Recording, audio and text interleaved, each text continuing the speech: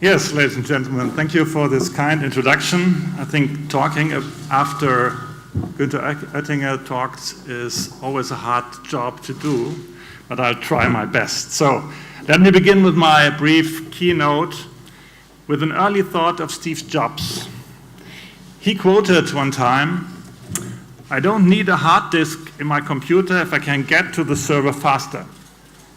Carrying around these non-connected computers is Byzantine by comparison. Ladies and gentlemen, he stated that in 1997. Very early, indeed, very visionary. More than 20 years later, everyone's talking about cloud computing. But early cloud or server-based business has been a topic for quite a while now, as we always can see. That is why I want to give you a brief overview on the benefits and challenges of cloud computing and cloud-based businesses today. The cloud, ladies and gentlemen, is crucial not only for us as Commerzbank, but for the whole industry, and I would say not only the financial industry, for more or less all industries. The benefits of the cloud go far beyond of just offering a cheaper and faster non-connected infrastructure. The cloud is one of the most relevant key enablers for achieving a successful digital transformation. More and more services will move into the cloud. Only by the means of the cloud, we are going to be able to handle the massive increase of data volume, which we are seeing every day now. And we heard about that when we talked about, or the colleagues talked about AI before. A development towards a mobile business model accelerates this rapid changes even further. But why exactly are cloud solutions a key driver when becoming a digital enterprise? Let me give you a few examples. This is mainly because of the development tools provided in the cloud, the extremely fast release cycles, the big push towards much higher standardization, and last but not least, the cultural change brought to market by these solutions. Furthermore, the cloud will offer soon all parties potential access to quantum computing capabilities and cutting-edge machine learning tools and AI tools. So I think it's obvious. Without proper cloud computing solutions, businesses will lose their competitiveness over time. But besides all these aforementioned benefits, there are also some challenges arising. At the moment, and we heard of that in the panel before the commissioner was here, at the moment there are only 3 relevant cloud providers: the Amazon Web Services, Microsoft, and the Google Cloud Platform. And all 3 of them are US-based. So it's pretty clear our choices seem to be quite limited, unless we are happy putting our data into the Chinese AliCloud. Mainly the US Patriot Act and the US Cloud Act ultimately allow US agencies like NSA or FBI in certain circumstances access to our data, even without us being aware of it. This collides with European data protection rules and additional with our premise for our customers' data protection. Putting all this into consideration, a proper European cloud solution could be an appropriate answer to these challenges. So it's more than obvious. We have to be more active and stronger on our cloud developments within whole Europe. And so I would underline what the commissioner said. I think we need to strengthen our efforts to come into this direction. Standardized European cloud solutions may guarantee data security for us and our customers and make us independent from US and Chinese suppliers. Furthermore, and besides all that, we are confronted with banking regulations as a financial industry concerning the usage of cloud services which are mainly based on outsourcing standards. The main problem there is these standards don't correspond to reality, at least anymore. Cloud usage is regulated as a form of outsourcing by strong regulatory requirements, especially by IBA or within Germany by BaFin, our supervisor. For example, there is a commitment to unrestricted access by regulators or internal auditors to data centers or cloud providers. Existing regulations offer a great room for interpretation and discretion, especially in relation to the assessment of the criticality of the outsourced data types. So hence, we are between a rock and a hard place. In particular, as certain banks outside of the EU and Germany are already significantly making progress and have even declared themselves being cloud-first enterprises. For example, HSBC is one of these banks. Not even thinking of a level playing field. Whereas some Fintax always have been in the cloud, we and many others from the financial industry still have to find a proper access to it. So, in conclusion, the need to find proper, preferably European-based solutions is obvious. Regulatory acceptance is extremely important. In the further development of cloud computing, special attention has to be given to the following. We have to use the cloud.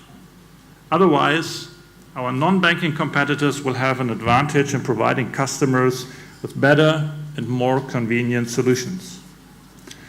What we need are outsourcing requirements applicable for German banks or European banks, which do not foresee obligations outpacing those applicable to international peers.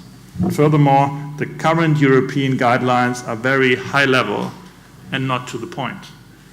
The existing standards in Europe still allow too much room for interpretation. So all parties, be it banks, regulators, and of course service providers, are called upon to develop guidelines. The regulatory environment and its development does not keep pace with the leaps in the development of cloud computing. All stakeholders urgently need to find common solutions in order to ensure the competitiveness of European banks.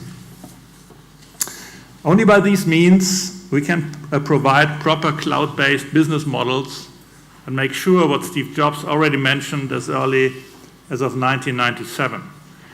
We have to stay competitive and we want to offer the best solutions for our customers. So, in this mean, enjoy the rest of the conference, and I'm now looking forward for our discussion with Sina. Thank you.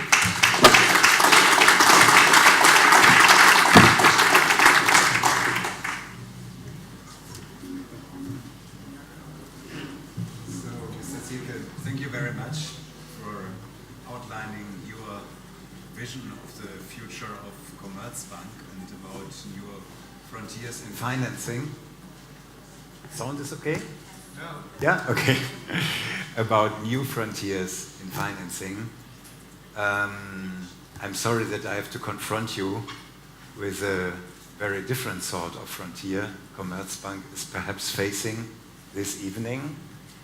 I followed the headlines today, and many of the headlines about Commerzbank were Commerzbank out of DAX. Unbelievable. A co-founder of DAX being in the German stock index since 1988 out of DAX. How can this happen? Well, first of all, the sound?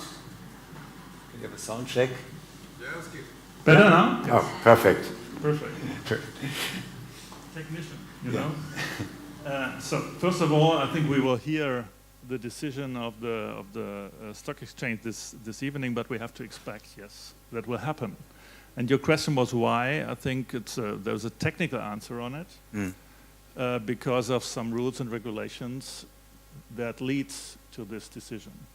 So does it make me happy? No, it doesn't.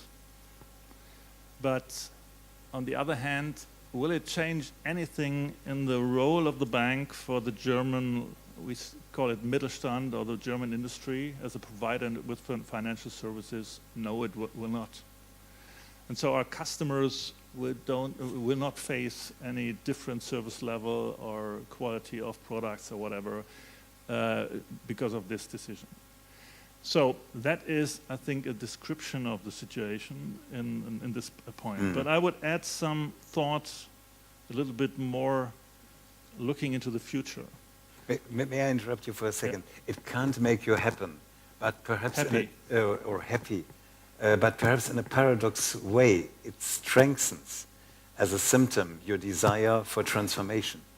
That's what I wanted to say. If I wanted to look a little bit further, and all negative news have some sources for, let's say, positive impulses. And if you want to take some positive out of this development, I would say it underlines the need to transform a bank, which is part of a very traditional industry, into a modern, I would like, technical-driven enterprise.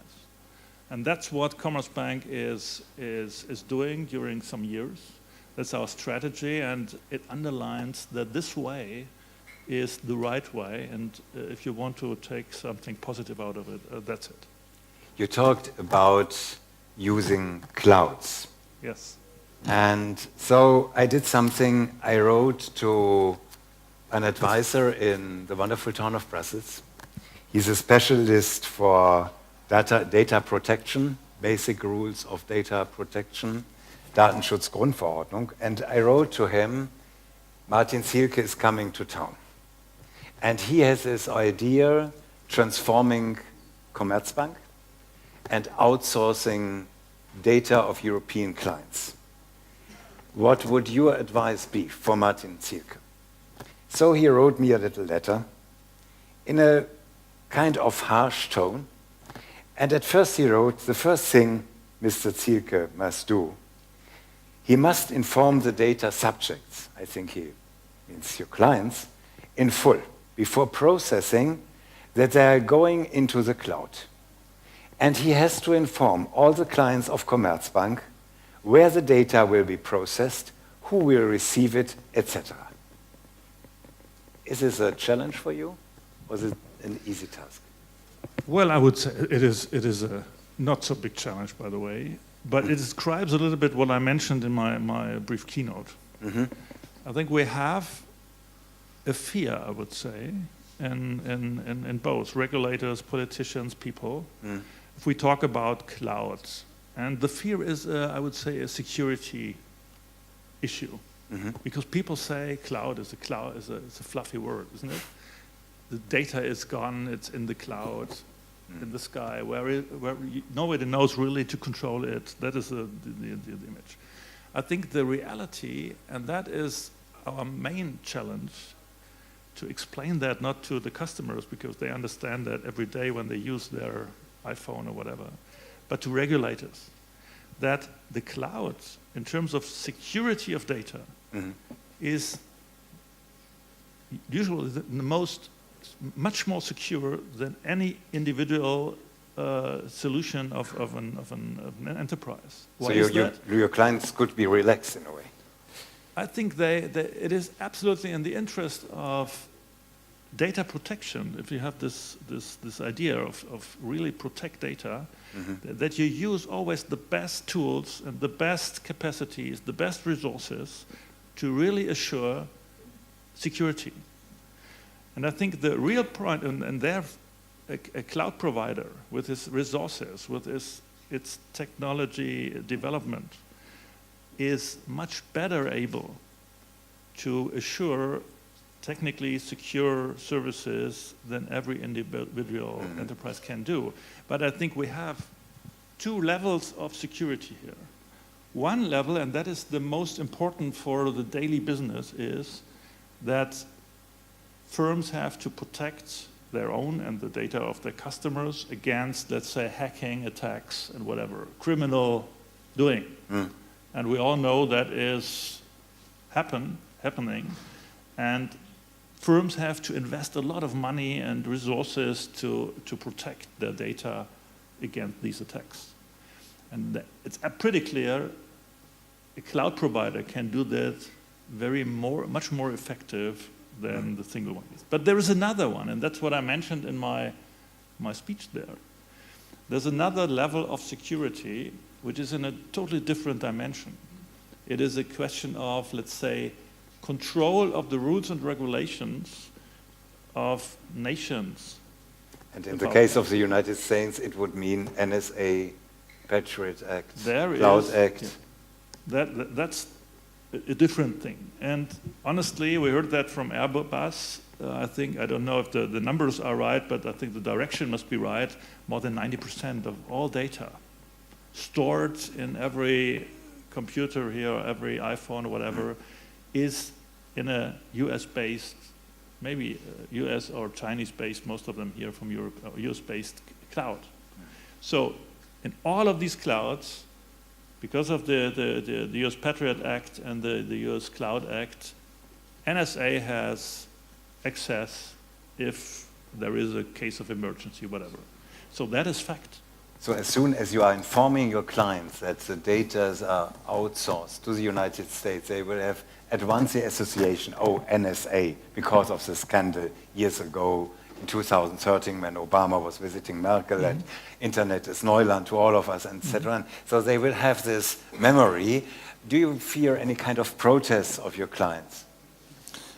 I would say, and that's why I mentioned that before, I think we should, as Europeans, we should really strongly debate whether we want to accept that, because we need the cloud to protect our data. That is the first thing we have to understand. But if we have only the choice between a US-based supplier or Chinese or a Chinese or Indian, whatever, I would always choose, honestly, the US one. But I would really prefer that the Europeans, and therefore I underline what the Commissioner said, that we really invest in public-private partnerships or whatever way, invest in capabilities, in cloud, in AI, so that we are competitive to those other providers. But at the moment there is no European cloud. At the moment there is no competitive European cloud solution. So your clients just have to accept that these data are outsourced to the United States, although NSA, Patriot Act. Honestly, not to misunderstand it, everybody here in the room, I would ask somebody is there anybody here who does not use a cloud, private? Well, one. Two.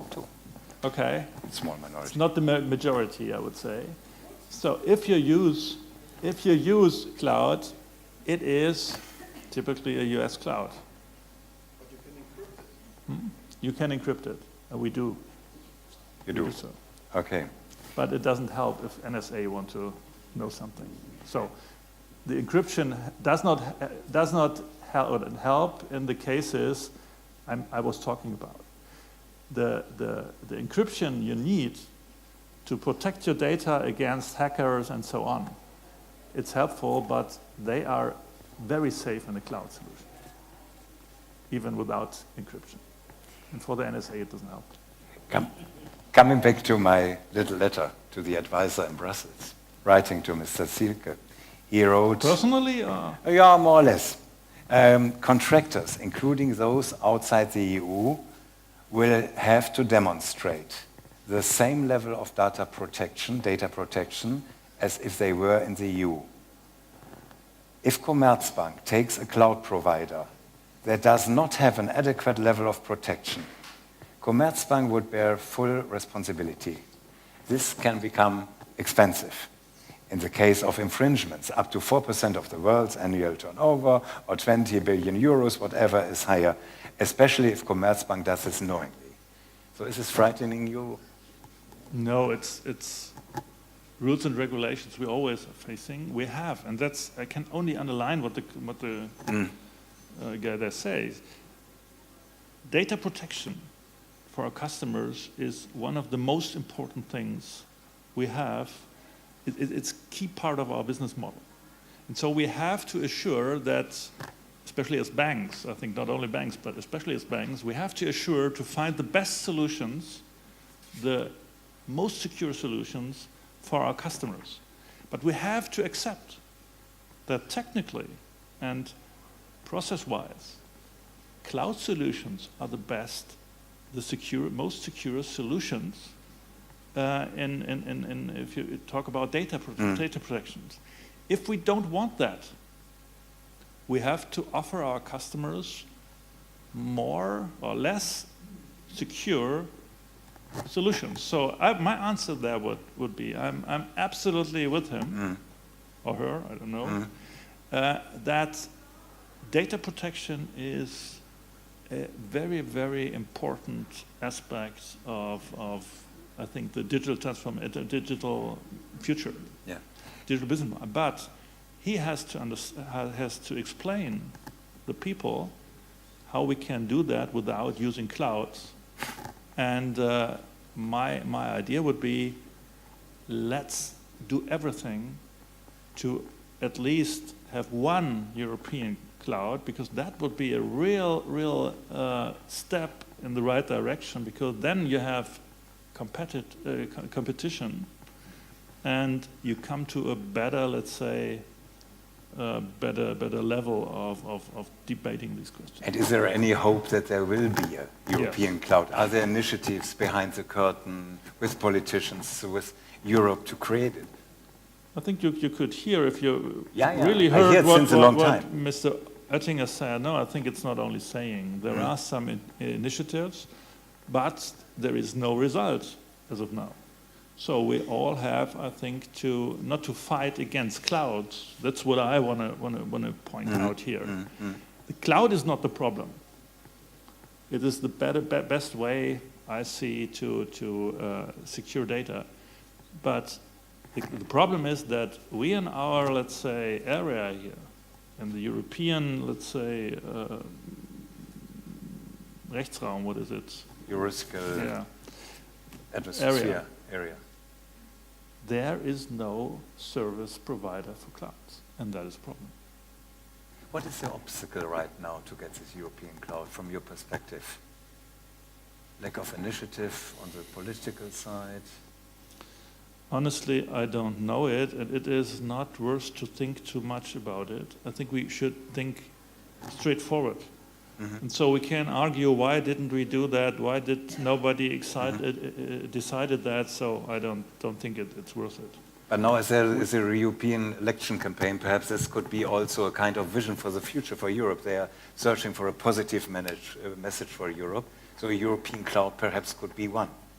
I'm not a politician, but if you ask me, it could be one of the things which would be interesting and important for the European, let's say, industry, not only financial industry, by the way, because it helps a lot of industries, and we need those initiatives in AI, but also in cloud and other, let's say, important parts of the digital business models of firms. I would ask you last thing about your big competitor, Wirecard. I think most people in Germany won't even know the name, but it's a very powerful competitor right now. And if you look on the scenery of Fintax, can traditional banks and institutions like the Commerzbank learn something from these competitors? Well, let me state first, to avoid some misunderstandings. Wirecard is not in first line a competitor of Commerzbank or banks. Wirecard is a partner. It has a different business model, so it is a part of the financial industry, but it's more a partner than a competitor here, first of all. But your question was, what can we learn from Fintax, from startups, from new young firms? I think we can learn a lot.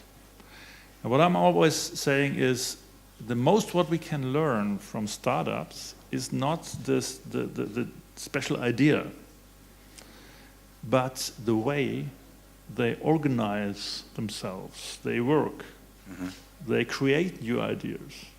I think that is a real advantage of these firms. Like lean hierarchy and everything like that, agile methods and something like that. But what I think is, and we should not forget, especially startups have to learn something and can learn something from the traditional firms as well.